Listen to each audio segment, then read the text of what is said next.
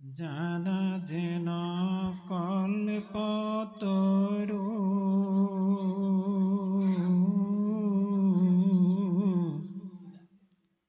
তাহান তো বিনা নাই নাই নাই আমার পরম গুরু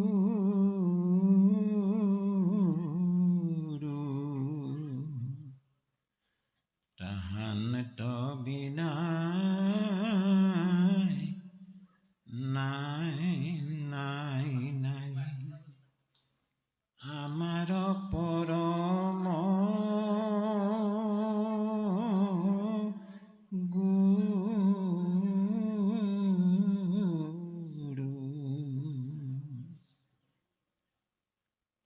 শংকৰ মাধৱ অভেদ্য ঈশ্বৰ গুৰু নাহি দ্বৈত পৰ দোহান নামক কীৰ্তন কৰিয়া কৃত কৃত হয়ে নৰ রাম দোহান নামক কীর্তন করিয়া কীট কীট হয়ে নর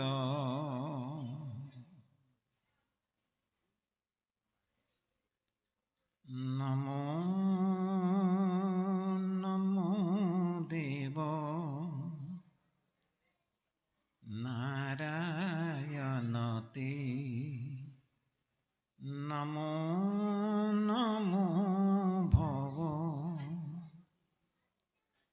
মুরাহর নাগধর মুকুন্দ মাধব গরুর গমন পঙ্কজ নাভা গোবৎস পালন গোবর্ধন ধর গোবৎস পালন গোবর্ধন ধর গোপ প্রিয়তে নমো নমো দেব নারায়ণতে নমো নমো ভব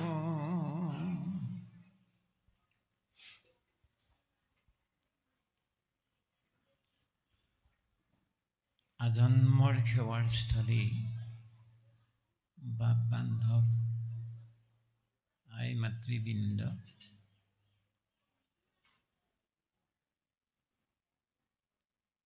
মোৰ পৰম শ্ৰদ্ধাৰ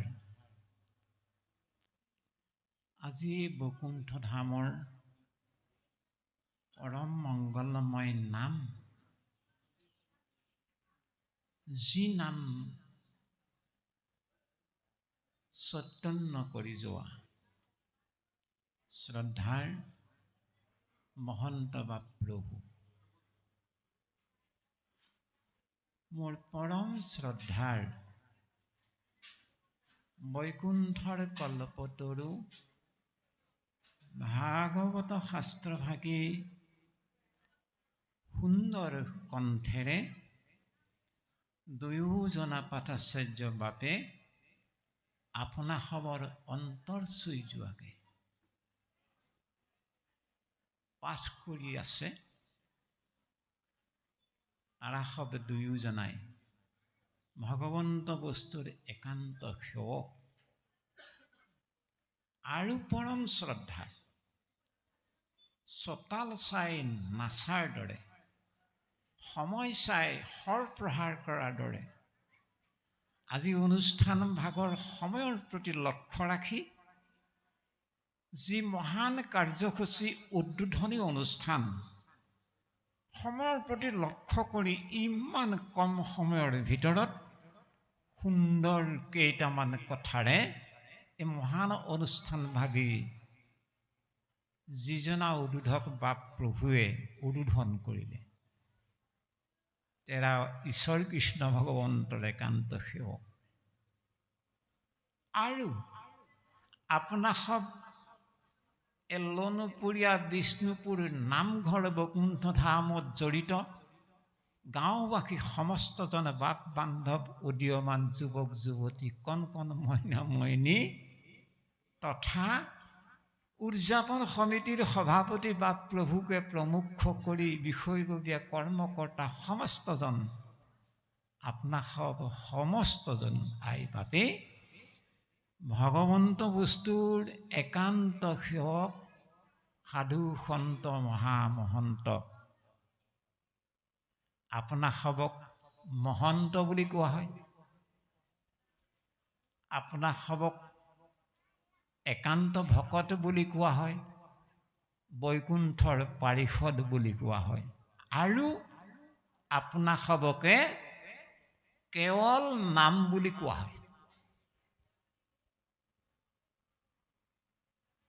এই অনুষ্ঠান ভাগ আপোনাক সবে এনেই মংগল কাৰণে পাতি দিলে নেকি নহয় আপোনাক সবত বাসুদেৱ শক্তি মৰ্মে মৰ্মে শিৰাই শিৰাই ৰোমৰ ৰন্ধে ৰন্ধে প্ৰবাহিত হৈ আছে এভাগেই শক্তি সেইভাগ হ'ল বাসুদেৱ শক্তি সেইকাৰণে ভাগৱত গ্ৰন্থই আপোনাক সবক সৰ্বপ্ৰথমে প্ৰশংসা কৰিছে যেই সেই সমাজে যেই সেই গাঁৱে যেই সেই আই বাপ যুৱক যুৱতীয়ে এই ভাগৱত অনুষ্ঠান পাতিব নোৱাৰে সেইসকলেহে পাতিব পাৰে কোনসকলে পাতিব পাৰে ভাগৱত শাস্ত্ৰই কি বুলি কৈছে মন কৰিব লগা ও ৰাম বাসুদেৱ অংশ আছে যাৰ শৰীৰত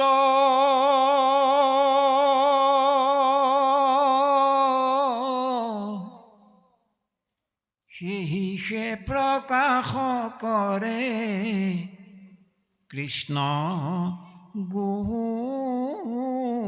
যশ আপোনাৰ সবতে হেনো বাসুদেৱ শক্তি বিৰাজমান হৈ আছে সেইকাৰণেহে সেহিহে প্ৰকাশিব পাৰে কৃষ্ণ গুণ যশ আনে প্ৰকাশ কৰিব নোৱাৰে আপোনাৰ সবত বাসুদেৱ শক্তি আছে কাৰণে আপোনাৰ সবে এই ভাগ অনুষ্ঠান শতবৰ্ষ পূৰ্তি উপলক্ষত আপোনাৰ সবে 3 দিনৰ কাৰ্যসূচীৰে আৰম্ভ কৰিলে একান্ত আপোনাৰ সব ভগৱন্তৰ সেৱক সেৱিকা সেইকাৰণে আপোনাৰ সবত কি কৰিব লাগিব এই সম্পৰ্কে ভাগৱত শাস্ত্ৰই কি বুলি কৈছে এটা উদাহৰণ দিছে কি বুলি কেনেকেনো ভকতসকলে ভগৱন্তৰ গুঞ্জ কিয় চৈতন্য কৰে কি শক্তিক হৃদয়ত ধাৰণ কৰি কৃষ্ণ শক্তি প্ৰকাশ কৰে তাৰ এটা উপমা দিছে মন কৰিব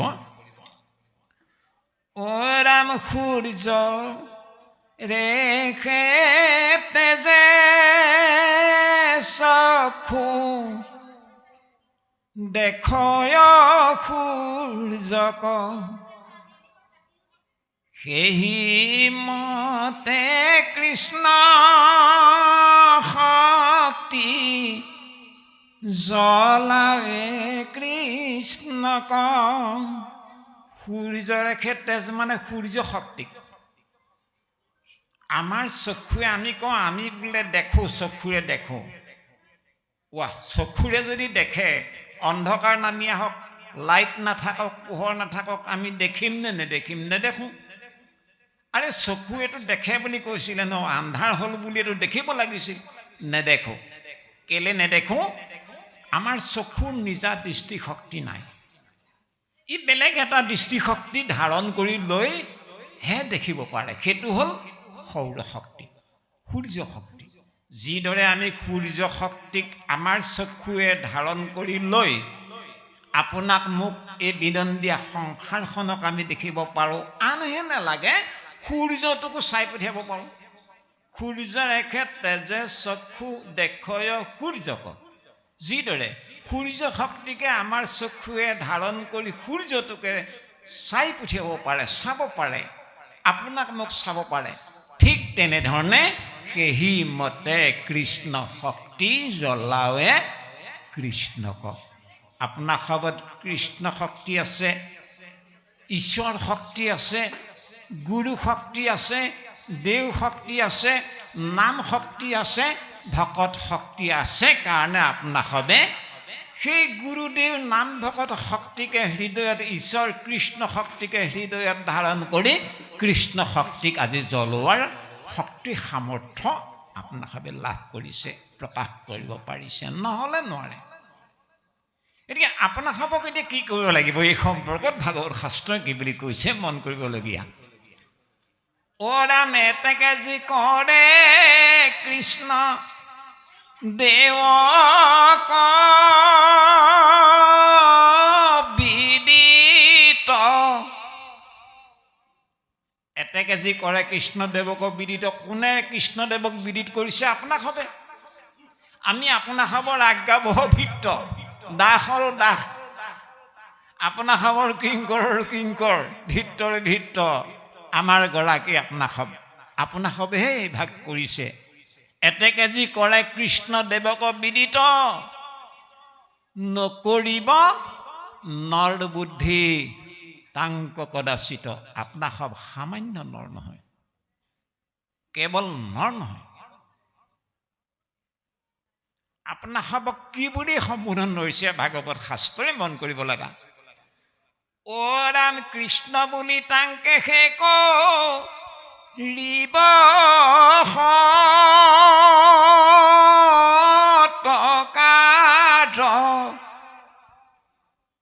তেবেহে পাই কৃষ্ণ কথা অমৃত ভাণ্ডাৰ। আমি যদি ভাগৱত গ্ৰন্থৰ কৃষ্ণ কথামৃত ভাণ্ডাৰৰ ৰস পান কৰিব বিচাৰো, তেতিয়াহ'লে আমাৰ ভক্তি মন্দিৰৰ দ্বাৰত আপোনাক সব বহি আছে। কিন্তু বৈকুণ্ঠ ধামৰ প্ৰথম দ্বাৰতে কিন্তু আপোনাক সব বহি আছে। গতিকে আপোনাক সবক এতিয়া আপোনাক সব বৈকুণ্ঠ ধামত যে আছে, কৃষ্ণ কোনজন, আপোনালোক কোনকেইজন, আপোনালোক কোনজন কৃষ্ণ ধৰিব কাৰণে নোৱাৰি। চবেই কৃষ্ণ নহয়। এতিয়া বৈকুণ্ঠৰ প্ৰভু সমস্ত আইসকল, বৈকুণ্ঠ ধামত এনেকুৱা ভগৱান কৃষ্ণ কোনজন, পাৰিষদ কোনজন, ভকত কোনজন ধৰিব কাৰণে নোৱাৰি। সকলো একেই। হা, তাতো পাৰ্থক্য এটা আছে। ভগৱান কৃষ্ণৰ বক্ষত শিৱৎস পান্তি, ভগৱান কৃষ্ণৰ কণ্ঠত কৌষ্ঠুভ মমনি, বাকী কিন্তু কৃষ্ণ যদ্ৰূপ চতুৰ্ভুজীয়া তদ্ৰূপ পাৰিষদ ভকত সকলোৱেই চতুৰ্ভুজীয়া। গতিকে আপোনাক সব চতুৰ্ভুজীয়া, কিয়নো আপোনাক সব ভগৱন্তৰ পাৰিষদ ভকত। আৰু এই ভাগ যিহেতু বৈকুণ্ঠ, এই ভাগক দ্বিতীয় বৈকুণ্ঠ বুলি কোৱা হয়। গতিকে এই দ্বিতীয় বৈকুণ্ঠত বিৰাজিত আপোনাক সব ভগৱান কৃষ্ণ চতুৰ্ভুজীয়া, পাৰিষদসকল চতুৰ্ভুজীয়া, আপোনাক সবো চতুৰ্ভুজীয়া। যিহেতু আপোনাক সব ঈশ্বৰ কৃষ্ণ ভগৱন্তৰ পাৰিষদ। যাই নহওক, আপোনাক সবক এতিয়া কি কৰিবলৈ কৈছে? কৃষ্ণ বুলি তাংকেহে কৰিব সৎকাৰ, তেবেহে পাই কৃষ্ণ কথা অমৃত ভাণ্ডাৰ। ভাগৱত গ্ৰন্থৰ কৃষ্ণ কথা অমৃতৰ ভাণ্ডাৰ খুলিবৰ কাৰণে, অমৃত পান কৰিবৰ কাৰণে আপোনাক সব ভকত বৈষ্ণৱ আই বাপক অৱহেলা কৰি যদি বৈকুণ্ঠ ধামৰ কোনোবা এটা স্তম্ভত মানে মূৰ মাৰিও দিয়ে, তবু ভগৱন্তক সন্তোষ কৰিব নোৱাৰিব। কেলে? আপোনাৰ সবত অৱহেলা যদি হৈ গ'ল। গতিকে আপোনাৰ খবৰ জৰিয়তে, আপোনাৰ খবৰ অকণমান সুভাষিকৰ মাধ্যমেদিহে অকণমান হয়তো আমিও ভাগৱত গ্ৰন্থৰ অমূল্য ৰত্ন প্ৰকাশ কৰাৰ শক্তি সামৰ্থ্য এই অধমৰ নাই। তথাপিতো আপোনাৰ খবৰ অকণমান যদি সুভাষিক কৃপা যদি পাওঁ, তেতিয়াহে আমি অকণমান দুই এটি কথা প্ৰকাশ কৰাৰ কাৰণে আঁত ধৰাৰ সুবিধা অকণ নিশ্চয় পাম।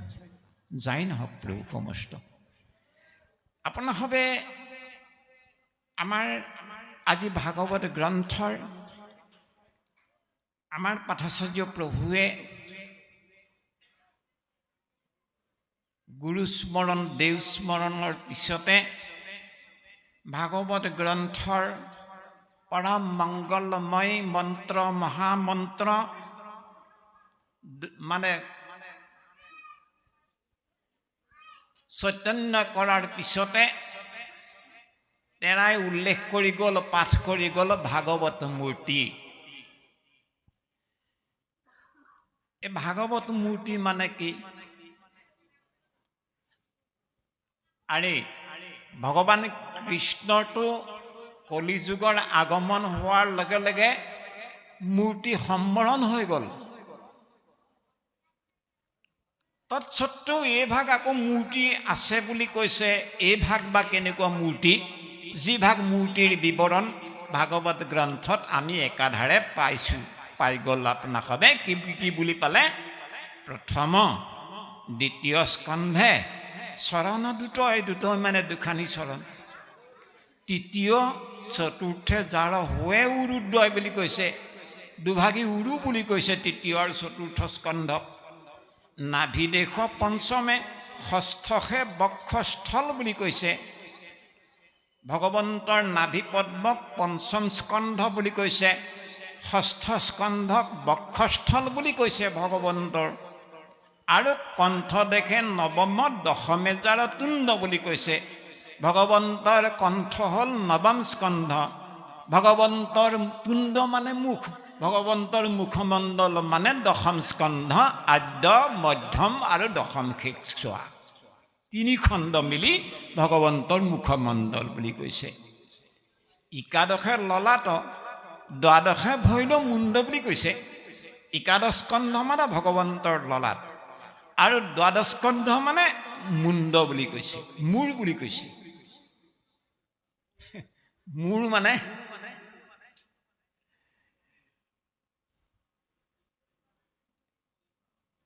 আমি যে কওঁ আমাৰ মূৰ, এই মূৰ শব্দটো লিখিবলৈ হ'লে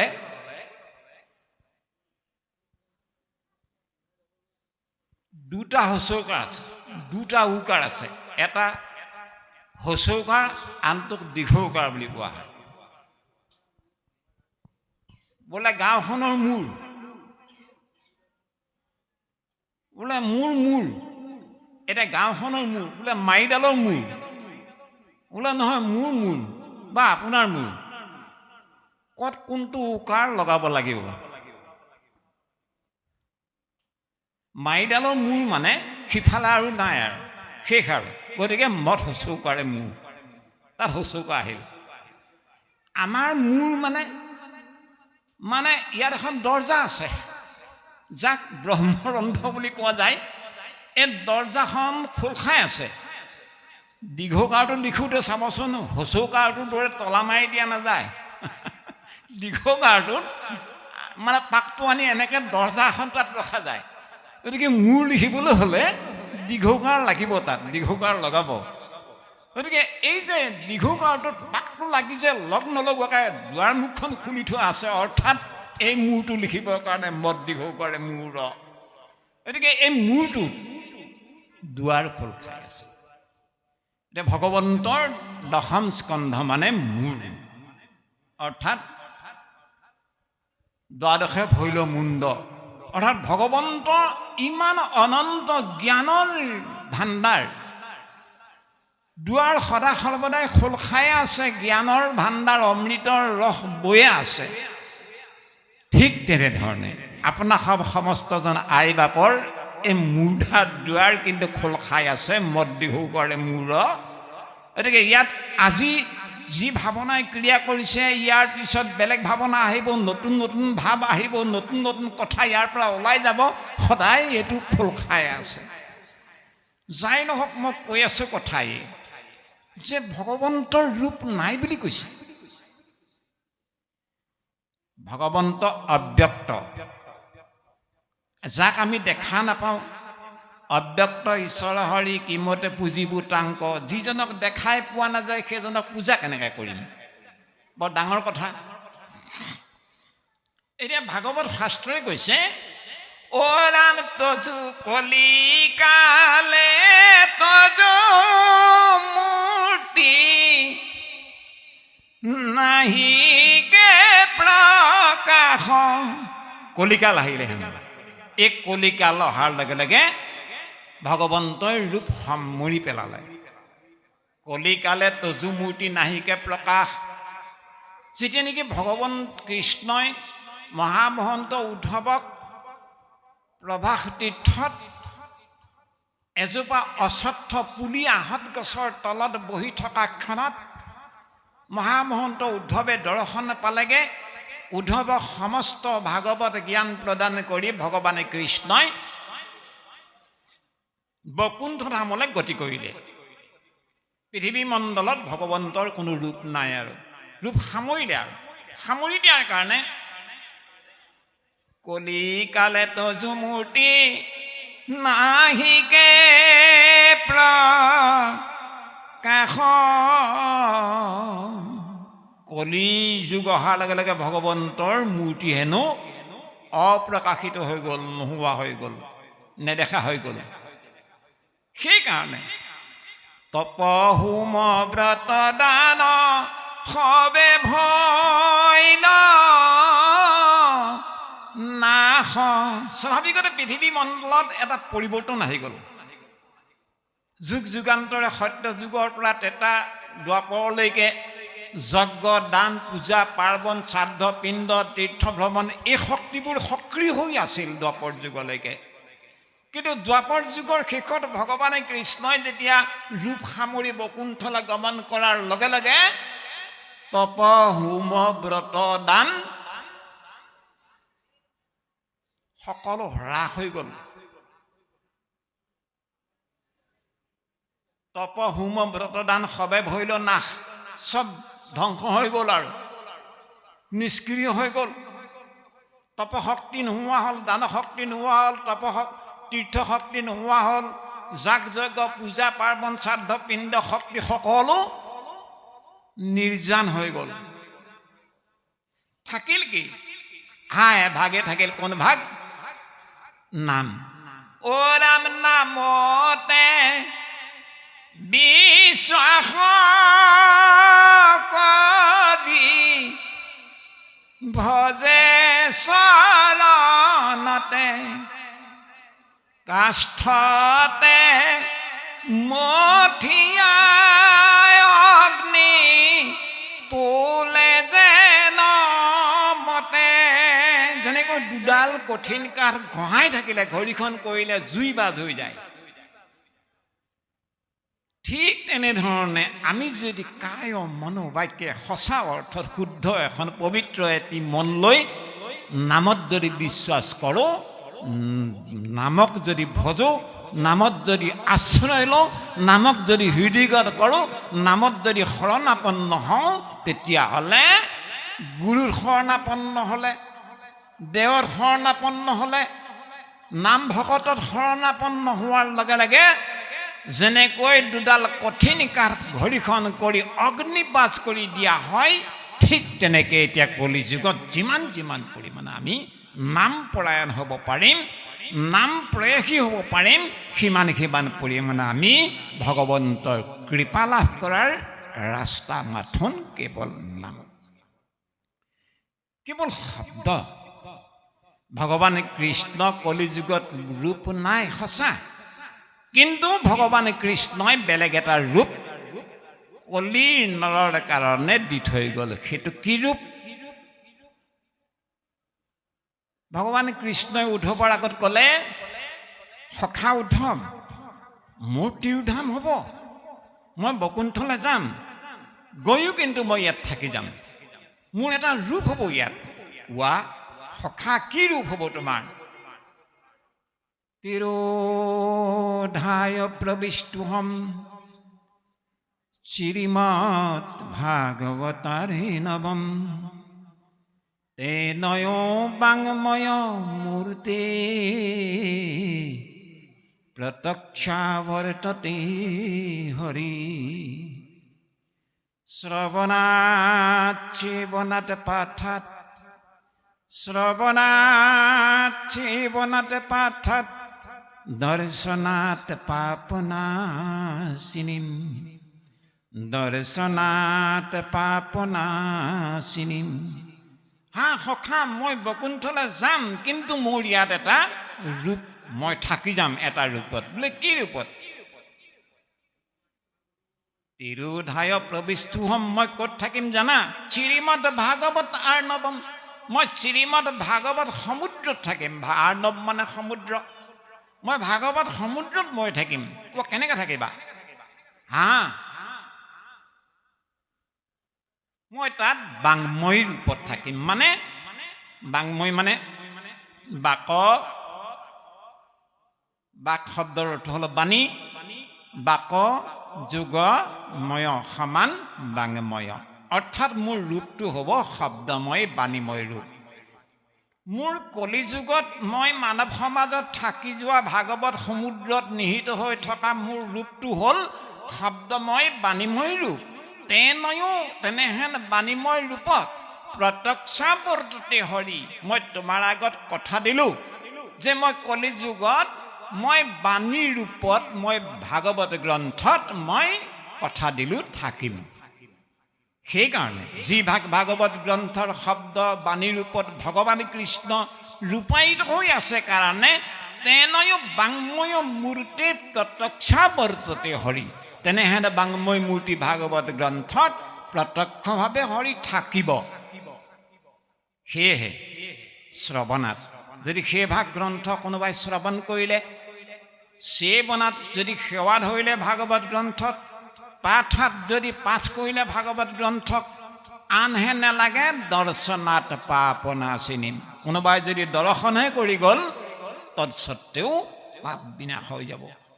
ইমান জাগৃত, ইমান মহামহত্বপূৰ্ণ ভাগৱত গ্ৰন্থ, এই শব্দময়ী বাণীময়ী ভগৱন্তৰ প্ৰথম দ্বিতীয় স্কন্ধ মানে দুখানি চৰণ, তৃতীয় চতুৰ্থ স্কন্ধ মানে উৰুদ্ৰয় বুলি কৈছে বাণীমূৰ্তি ভগৱন্তৰ, আৰু পঞ্চম স্কন্ধ মানে বাণীমূৰ্তি ভগৱন্তৰ শব্দময়ী ভগৱন্তৰ নাভি দেখ বুলি কৈছে।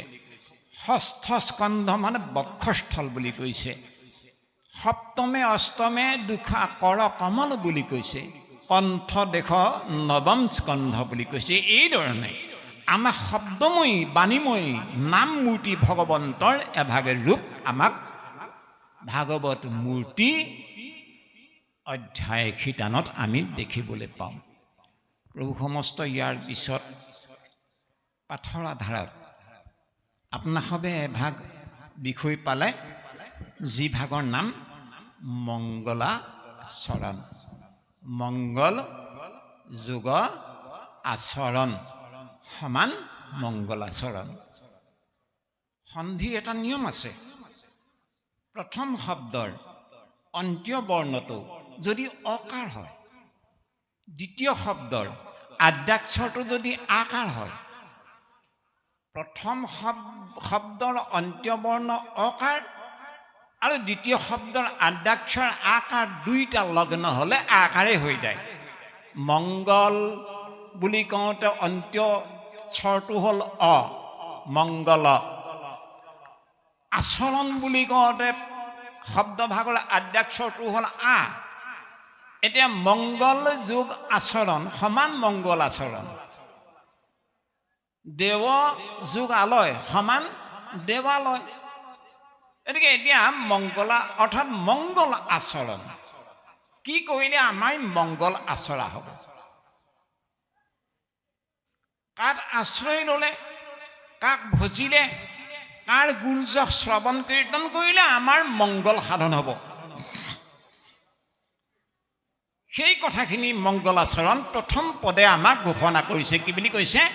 কাৰ আমি আশ্ৰয় ল'ব লাগিব, আমাৰ মংগল সাধন কৰা লোকজন কোন, সেইজনৰ বিষয়ে প্ৰকাশ কৰিছে মংগলাচৰণৰ প্ৰথম নম্বৰ পদকেইজোপাই। কি বুলি কৈছে? অ ৰাম জয় জয় কৃষ্ণ কৃপা ময় মহেশ্বৰ, যাৰ আজ্ঞা ক্ষীৰে বহে ব্ৰহ্মা হৰি হৰ। চাওকচোন কাক দৰ্শাইছে, কাৰ জয়কাৰ ঘোষণা কৰিছে, সেইজন কেনেকুৱা বুলি কৈছে? জয়কাৰ ঘোষণা কৰিছে এজনৰ, সেইজন কোন? কৃষ্ণ। ভাগৱত গ্ৰন্থৰ মংগলাচৰণ প্ৰথম নম্বৰ পদ জোকাই এজনৰহে জয়কাৰ ঘোষণা কৰিছে, সেইজন কোন? কৃষ্ণ। জয় জয় কৃষ্ণ কৃপা ময় মহেশ্বৰ, যাৰ আগাখিৰে বহে ব্ৰহ্মা হৰি হৰ। যিজন কেনেকুৱা বুলি কৈছে? কৃপাময় বুলি কৈছে। যিজন কৃষ্ণ কেনেকুৱা বুলি কৈছে? মহেশ্বৰ বুলি কৈছে। যাৰ আদেশ কোনে কোনে পালন কৰে? ব্ৰহ্মা হৰি হৰই পালন কৰে বুলি কৈছে। গতিকে সেইজনৰ গুঞ্জক শ্ৰৱণ কীৰ্তন কৰিলে হেনো আমাৰ জীৱন সাৰ্থক হ'ব, আমাৰ গৃহস্থী জীৱনত মংগল সাধন কৰা হ'ব। সেইজনৰ বিষয়ে তুলসীদাসী ৰামায়ণত তুলসীদাস মহাৰাজে কি বুলি কৈছে ৰামায়ণ গ্ৰন্থত, আৰু পাৰ্বতীৰ আগত মহাদেৱ শংকৰে কি বুলি কৈছে? মংগল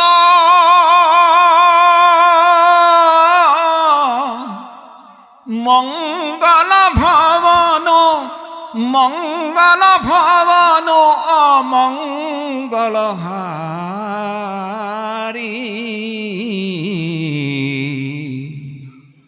উমা সহিত যোগী উমা সহিত যোগী জপত পুৰাৰী। ভগৱান ৰামচন্দ্ৰৰ গুঞ্জক মানে, ভগৱান কৃষ্ণৰ গুঞ্জক শ্ৰৱণ কীৰ্তন মানে মংগলৰ ঘৰ বুলি কৈছে, মংগলৰ ভৱন বুলি কৈছে।